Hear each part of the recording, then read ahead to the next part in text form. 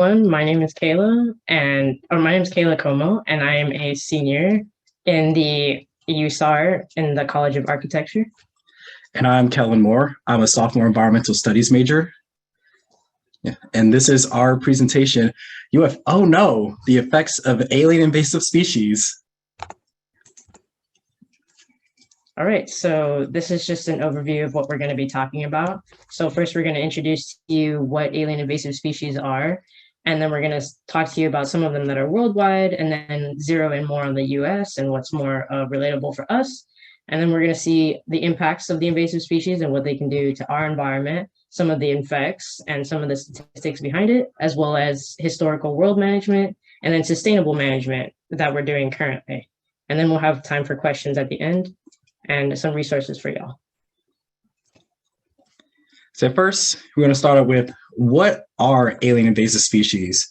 So invasive species are any plants, animals, or other organisms such as microorganisms like bacteria or fungi that are non-native to a certain ecosystem and can cause economic or environmental harm. In particular, they adversely impact biodiversity, including the decline or total elimination of native species through competition, predation, or other factors. Since the 17th century, invasive alien species have contributed to nearly 40% of all animal extinctions for which the cause is known. So before we continue, we just wanted to let y'all know that one of our code words, it happened to be coming up early in the presentation, the way we planned it, but one of our code words is honeybee. The rest of them will be told to you later. So yeah, just for kind of an overview of some invasive species around the world that you may or may not have heard of. The first one is right here in the United States is the common sparrow. The next one in South America is the American bullfrog, which, as you can imagine, is from North America. Next one, it's one you might not really think of, but the raccoon is invasive to Germany and also native to North America. In Asia, we have the pinewood nematode, which is kind of considered a pathogen of pinewood trees. And finally, in Australia, we have a plant this time, the pond apple. Is the pond apple edible?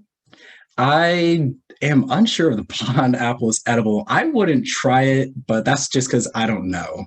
But a lot of countries or regions and states have websites dedicated to invasive species. So I'm sure if you look it up there, it might give you some information. So yeah, now into notable invasive species in the US. Some of these, or most of these actually are located here in Texas, but they're pretty widespread across the continental 48 states. So yeah, the first one is kudzu. This one has its native origin to Asia, and it's mostly found in Southeast, but it's kind of spread across the nation, especially in an area where there's a lot of forest and it's very humid. And its rapid growth really prevents native plants from growing in those areas. It chokes them out from space for their habitat and also for resources and nutrients.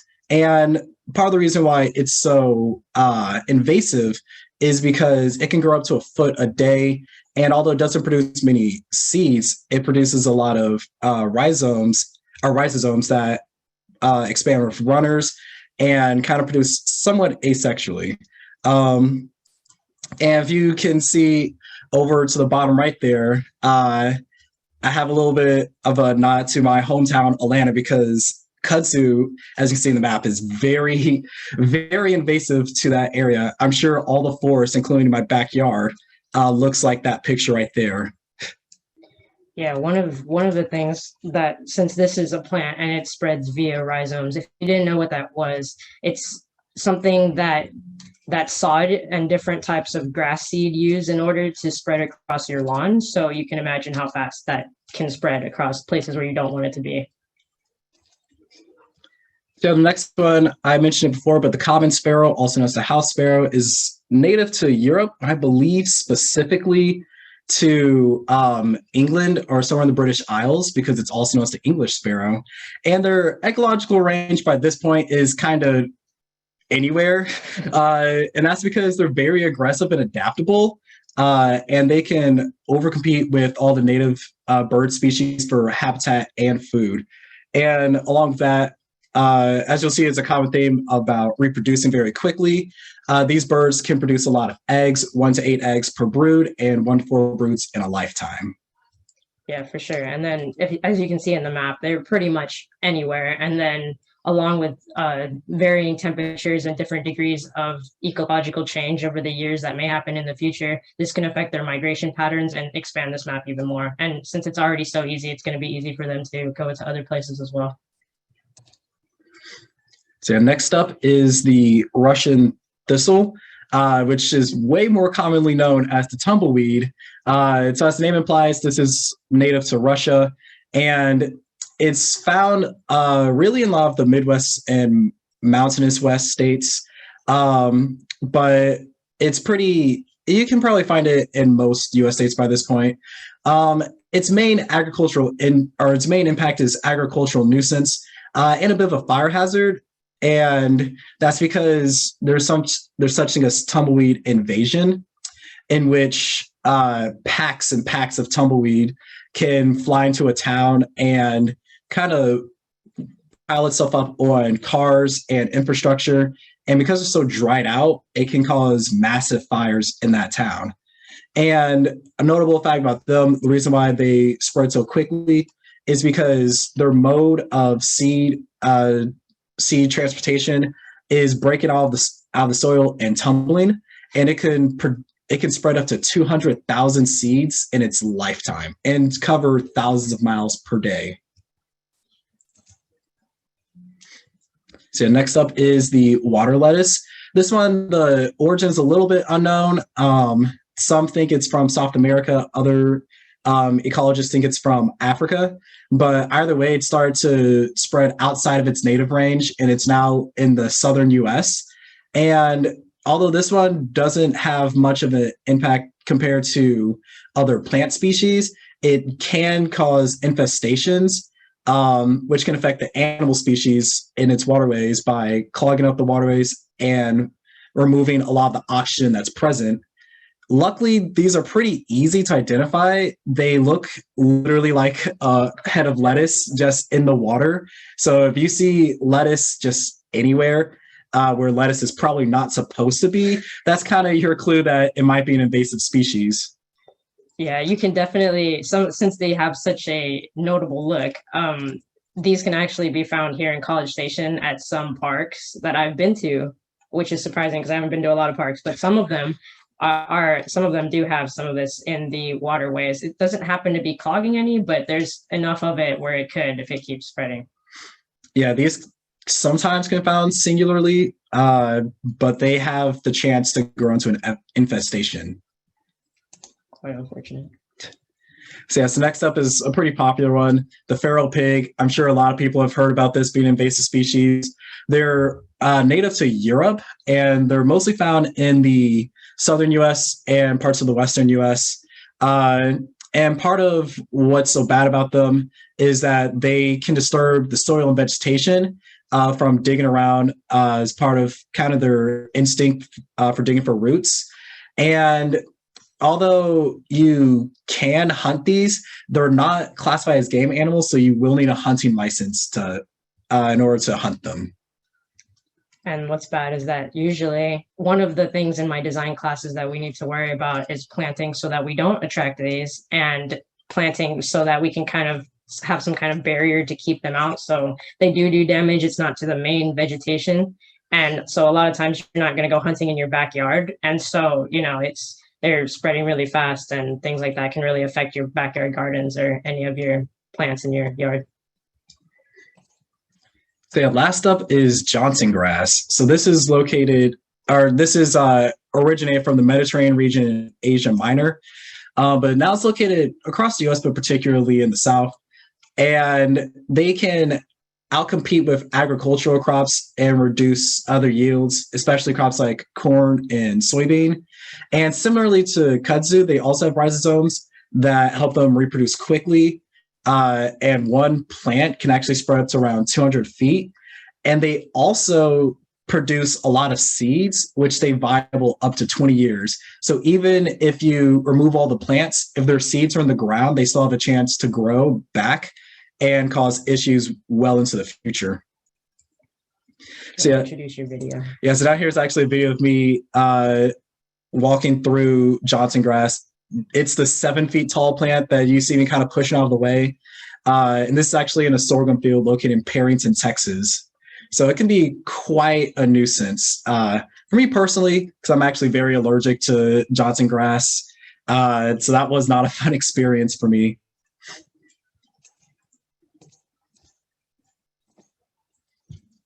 All right. So now I'm going to talk to you about the impact of the invasive species, which what Kellen did not talk about already. So one of the things that it does is reduces biodiversity. So obviously, having less diverse environments is not a good thing, especially for the food webs, which I'll talk about in a bit. But it can definitely alter the gene pool over a course of time, and that can affect the possibility of survival for the native species, but as well as, well, it usually decreases the chances of survival of the native species, or it'll increase, or both increase the ability of the invasive species to take over and thus alter both the food web and the gene pool. So next, like I talked about, competition. That's a huge thing in the ecosystem where it can either take out food sources or be consuming them at rapid rates where they cannot reproduce fast enough. And so a lot of the native animals suffer because they don't have enough food, because the invasive species has just completely destroyed their food web. And so it either forces them to find other sources of food or die out, kind of the who's stronger type of thing and who's going to survive in that case. The next one is predation. And so obviously, if the invasive species is introduced and has no natural predators, it will thrive and just completely suck up all of the resources in the area. And then the native species will be forced to die out and or be killed by the invasive species. So the native species definitely suffer the most in this case, because without a natural predator, which I'll talk about when we talk about sustainable management, will be something that allows the invasive species to survive easier. And the last one, this is a bit more into the scope of what we'll see. So it contaminates a lot of food sources for livestock and for farmers. This is terrible because it decreases their production rates, and that can directly affect what's given to us and what's shipped to us to our grocery stores, as well as profits for themselves, which they can economically suffer because their livestock is either dying or they have plant loss and they don't have good crop yield, etc. And as you know, crops can't grow all year long. So if they lose a lot of their crop yield one season, that can cause them to go bankrupt in some cases, especially if it's a small farm. So contaminating food sources is a big deal for farmers. So yeah, next couple slides will just be about more statistics, just so you get a number for the impact of invasive species. This first one was done by scientists at UCLA on 175 cases of unique invasive species interactions with native species. And what's really notable here, there is about a third of the interactions where there's not really any sort of endangerment happening. Those invasive species would most likely be causing issues in other ways, such as with tumbleweed or Johnson grass. Those have a lot of agricultural and infrastructure related issues. About 17 or 18% of them is a neutral interaction. Those require a little bit more analysis to see if the invasive species is really affecting the native species. But that red area, about 50% of them, of the invasive species, actually have a negative interaction with native species. And that means that they are directly causing them to decline towards endangerment or extinction.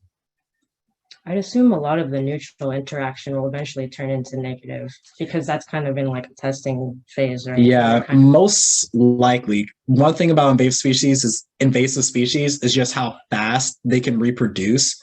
So at one point, we could see a lot of those neutral interactions turn to negative interactions just because of an overpopulation of those invasive species.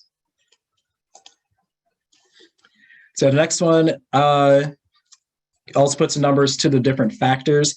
As we mentioned before, competition and predation are two huge impacts, and those are the ones that we commonly see between a lot of invasive species. There's also a few more that can also have a pretty big impact. Herbivory and disease is some that we don't really talk about. Difference between herbivory and predation is that predation is invasive species eating an animal native species usually, while herbivory can range between invasive species eating native plant species or invasive species eating a plant that causes another native species that eats that plant to die out. We also see habitat alteration. Back when I was talking about the common sparrow, part of their aggressive habits is to bury food into the ground and protect that. And that can alter the habitat for some other species. I believe beavers, to where they're not supposed to be, because they are pretty native to most areas, but they can be invasive to some other areas. Their dams can also kind of fall into that sort of category. But in the very end there, hybridization is one that isn't so much of a big effect yet, but it's one of the more interesting ones, because what happens is that an invasive species is very similar to a native species and can make a hybrid offspring with them, which causes the extinction of the native species because the native species is not reproducing with its own species often enough. And this can be seen with the honeybee, because we used to have the Western honeybee in the Americas before we introduced African honeybees to South America. But rather than just overcompete with our Western honeybee, they actually started hybridizing to what is now known as the Africanized honeybee, which is considered somewhat of an invasive species, particularly because they are more aggressive and that they're not the Western honeybee. And if you've seen a honeybee like anywhere south of maybe like Oklahoma and southern, you've most likely only seen Africanized honeybees, because that's how like widespread the hybridization has gotten. While north of that, you might see a mix between the two. While in the very high latitudes of North America, Africanized honeybees can't survive up there because of how cold it gets. So those are still your native Western honeybee. All right, so I think this is the last slide that talks about the sustainable management of invasive species in the United States. So I'm only going to talk about 3, but there are various ways that they're being managed. These are just 3 of the most important ones and 3 of the most research is done on these the most. So biological management, basically just introducing in an undisruptive manner the species that consumes and or kills, for lack of a better word, of the invasive species into the area that it is in. So it can kind of regulate its growth and or reproduction rates. So this is usually done professionally by scientists, depending on what it is, but it's usually done by scientists so they can monitor the research closely so it doesn't get out of control and or they cause more damage than they intended to. So that's just a picture of that. So cultural management, I would argue this is one of the most important ones because it involves altering everything around the invasive species so the habitat is essentially uninhabitable for it. So obviously this also needs to be done professionally, but what's most important in this is the human involvement factor. So this involves getting people to know about their local invasive species and what they can do to help. So this does not need to be read because it's like super small font, but basically it's a survey asking people what invasive species do they know of are near them? Have they ever seen them? Or what have they done to or these are ways that you can do things in order to help us conduct our research and help also to mitigate the problems around their hometown or wherever they are conducting research. And so I think this is really good for outreach and public involvement just in general, so that they're aware of what's going on right in their backyards. And the last one is physical management, which is kind of done on more of like an agricultural point of view, but it's like a process of removing it by hand or different kinds of methods by hand also. And this is done professionally, but can be done by just regular human people just being in their yards or whatever. But like if it's a small farm, it would probably be done by the farmers and whatever people that they ask to help. But it is very labor intensive and can be not profitable or not effective if done incorrectly. So that's why usually professionally is the best way to go. But it is possible to do it by hand. Yeah, that is our presentation about invasive species. To the left, we have a QR code that leads to the Texas AIS website. Talks about any invasive species that are in Texas, the management practices that are going about them, and what you should do if you find one. And to the right is the same thing, but really more nationally, just in case you're ever in a different state, if you're an out-of-state student or faculty member, stuff like that. Yeah. So yeah. We'll stay on this slide, but if you guys have any questions or anything, feel free to ask them, drop them in the chat, whatever you feel comfortable doing.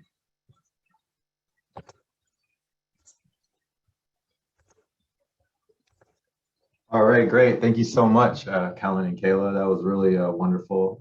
Really good job on your presentation. I definitely learned a lot myself about alien invasive species. With the title, I was a little scared, UFOs. I didn't want to get, taken up into outer space, but, luckily that wasn't what this was about. But thank you for that. It was really great.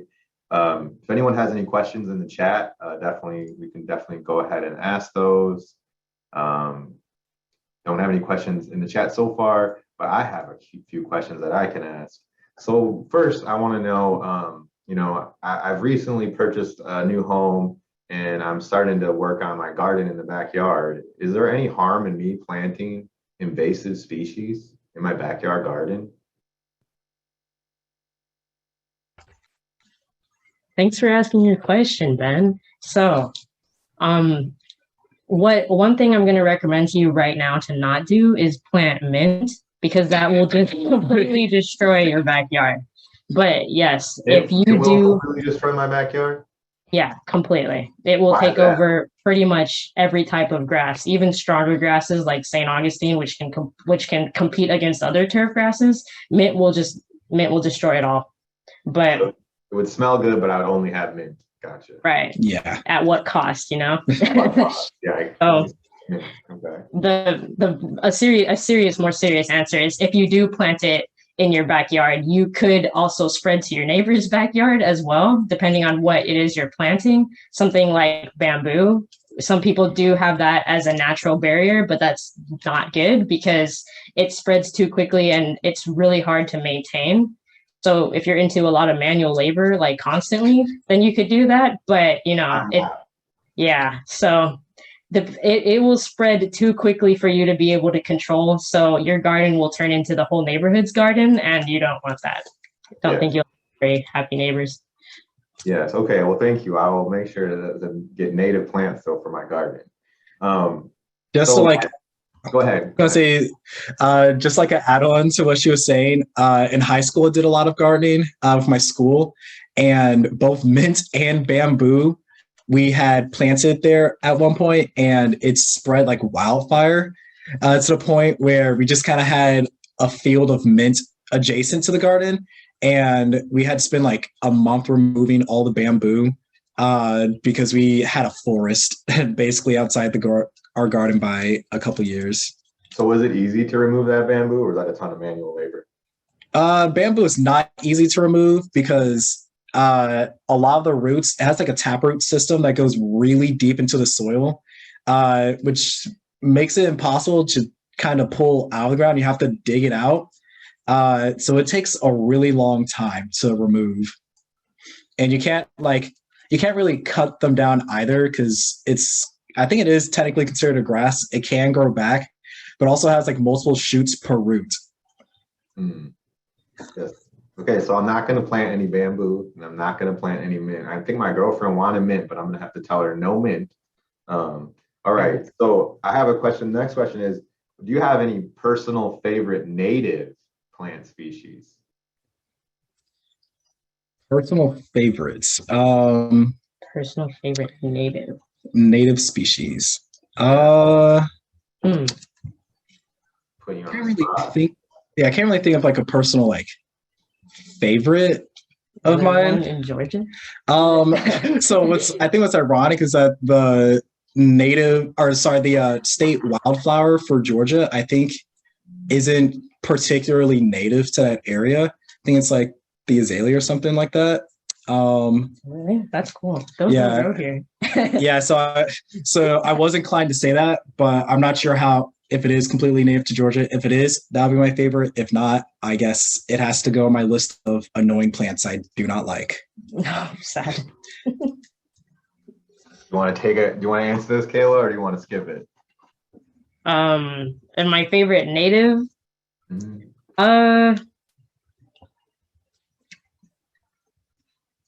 I don't know, because I don't have I like so many plants that it's just extremely hard to choose, and that's not like to brush off the question. I just genuinely don't know what I like. I know that pecan trees are really nice though. I like that they are functional plants. You know, they say there's flowers that are pretty, but I like functional plants too, and producing things like pecans is kind of cool. I think that's pretty cool. That is a cool that's a cool answer. I like that. I think I'm pretty basic. I like bluebonnets for some reason. Like here in Texas, I just think they look so pretty when you're driving around. You see them everywhere, and those are native. So yeah, that's cool. All right, so I have other questions, but we do have a couple questions in the chat. So someone said, I've seen mint take over my whole herb garden. So you have someone else backing you up. Someone actually asked, what's your favorite invasive species? I was actually going to ask that as well. I would just say raccoons. I didn't know raccoons were invasive. I think they're really cool to look at, you know. So very aggressive. So please look at them from a distance. Yeah, I think that's the funny thing about a lot of invasive species is that they are native to somewhere. So if you live in its native habitat, you might not be used to thinking of it as an invasive species. But for something like a raccoon, which we know can be very adaptable to eating out of our trash cans, they do have the tendency to be invasive to other areas. As for my favorite invasive species, I wouldn't say like favorite in terms of I like it, because it's very annoying when it's done to my backyard. But at the beginning of the presentation, I had a picture of the Persian silk tree, also known as the mimosa tree, which makes really beautiful pink flowers. And it was brought over to the Americas as an ornamental for that reason. And it's my favorite one to talk about just because I have like a personal vendetta against it. One tree grew in my backyard, and in the 2 or 3 years since it grew, we now have an entire forest of them because the trees grow to almost full size within a year. So I have a couple other questions. I know we're running out of time. Let me just ask this one, since this seems like, is mint okay in like containers or like inside your house or something like that, like in an herb garden, or is it also going to take everything over? Okay, so yes, you can grow it in a container. However, it probably won't do very well. So if you're planning on getting anything from it other than just like a nice smell, you probably can't. It won't survive for very long because that's not ideal, as it does love to spread and have space and just ideal outdoor conditions. But if you have that container away from all other containers, yes, you can have mint in your house, but not outside. Don't have it outside. It's too easy to spread like that. Okay. All right. Well, thank you for that advice. Then let's see. They just wanted you to talk a little bit about your time researching, preparing for this presentation, and like, I guess also like, what's your favorite fun fact or the most interesting thing you learned about invasive species? Maybe just answer that second part since we're running out of time. All right. Fun fact or most interesting thing about invasive species. one of the invasive species that I've seen a couple times on social media recently is the Hammerhead Flatworm. Oh yeah. And that was going to be included on the presentation, but I couldn't find a good ecological range for it. I think because it's not quite as known where it is yet. It is located in Texas, and one thing about it is that it's been talked about a lot recently, but I actually have a video of it from 4 years ago, I think. And those worms are like really freaky. There's like the fun fact that you can cut an earthworm in half, and one of the halves will grow into another worm, basically. Well, flatworms, you can cut it in half, and both halves will turn into a new flatworm. So they are pretty pesky with that. That's part of the reason why they've spread so quickly. And the only way to get rid of those is to like properly like get it, I grab it or get it with something, put it in a container, and then like blast it with vinegar and like some other solution with it, and then leave it there, and it'll die like in your house. So, I don't really want that near my food, kind of thing. You don't want that in your house, especially having the risk of it escaping if you don't do the right mixture, solution, content, whatever.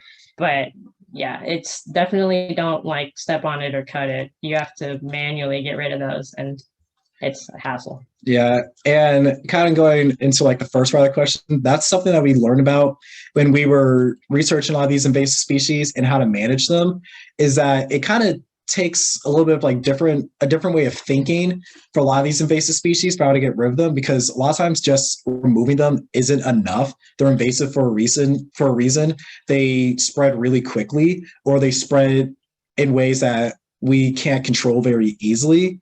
So that was kind of one of the things that we were paying attention to, especially when we're talking about the management or learning about the management of invasive species, that it takes a lot of planning and like forward thinking in order to mitigate the effects of invasive species.